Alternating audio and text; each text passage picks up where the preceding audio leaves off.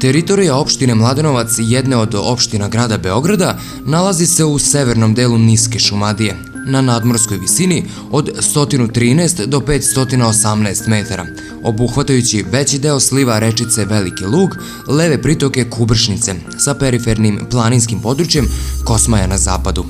Ima veoma povoljan geografski položaj i leži na putu Beograd-Kragujevac i na glavnoj železničkoj magistrali Beograd-Niš-Sofija, odnosno Beograd-Niš-Skoplje-Atina.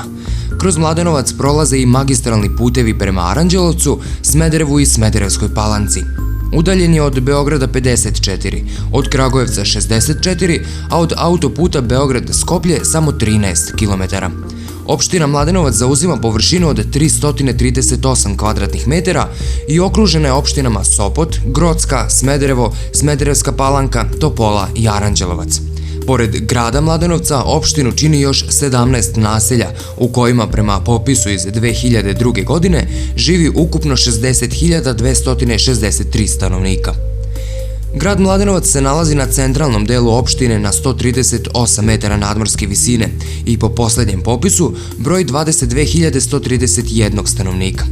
Područje opštine ima karakteristike umereno kontinentalne klime sa prosečnom godišnjom temperaturom od 10,7 stepeni i sa prosekom padavina od 649 mm.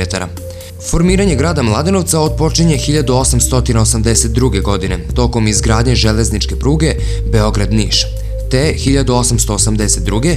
nedaleko od železničke stanice kraj druma Beograd-Kragujevac sagrađena je prva zgrada buduće varoši Mladenovac, mehana Kosmaj, najpre brvnara, a onda i od tvrdog materijala.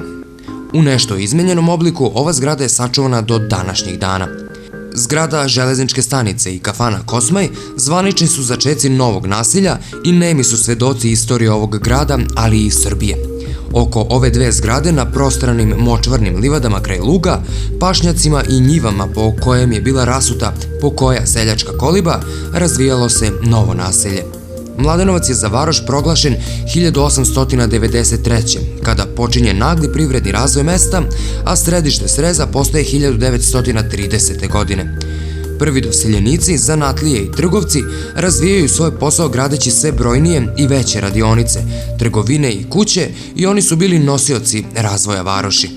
Danas Mladenovac, veliki i lep grad sa više od 8.000 domaćinstava, ima stotine novosagrađenih privatnih kuća, velika moderna stambena naselja, više otvorenih i zatvorenih terena, 3 osnovne škole, gimnaziju, tehničku školu, savremeno opremljene zdravstvene i kulturne ustanove, moderne tržne i poslovne centre, brojne ugostiteljske objekte, hotele i motele.